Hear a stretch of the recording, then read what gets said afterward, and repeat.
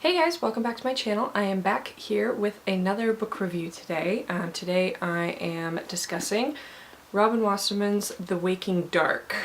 I hope I pronounced her last name right, but that's what it looks like. So, I don't make a habit of reading horror very often.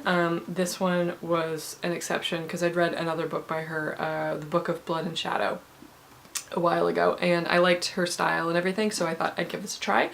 Wow, is this book freaky. It takes place in this little nowhere town called Oleander in Kansas, and it starts with what is referred to after the fact as the killing day, where like 5 or 6 people, I think, I don't remember the exact number, suddenly, for no reason, go completely homicidal. They kill everyone around them, and then they kill themselves, all except one person. But she jumped out a window, so she tried to kill herself, but it didn't work. And no one knows why. These people were all perfectly normal. The one girl that survived doesn't know why she did it. She doesn't remember anything about it. And so she gets shipped off to a mental institution because she gets an insanity plea. And then the town sort of goes back to normal, and it stays that way for a year. And then after that year, there's suddenly a huge tornado, and it rips through the town and just sort of destroys half the town and, you know, goes off. And it was like a category 5 or something like that. I don't remember how tornadoes are scaled, but it was basically like the biggest ever. And so then all of a sudden they're starting to rebuild the town, and then the military shows up and they quarantine off the town with no explanations. No one can get through. All that there is like some mayor or senator or something says that they're perfectly safe, they just need to stay in the town.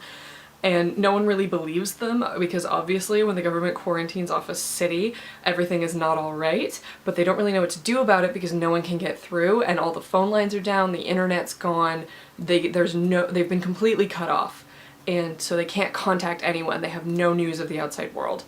And the town starts to slowly lose its goddamn mind, Lord of the Flies style. Seriously, this is one of the freakiest books I've ever read. So it's told from multiple point of views, all from teens in the town. So the main protagonists of this book are Daniel, who is the son of the so-called preacher man, who's basically the town drunk slash evangelical preacher who goes around talking about how demons have infested the town. These are all of these teens have survived what is called the killing day. They were there and saw all of this happen. Daniel was in a supermarket, and the owner of the supermarket took out a shotgun. Then there's Jewel, who is the daughter of basically the town meth dealers, and she witnessed her, I think, uncle's girlfriend with a hunting knife. Then there is Ellie, who is a teen evangelical who was in the church.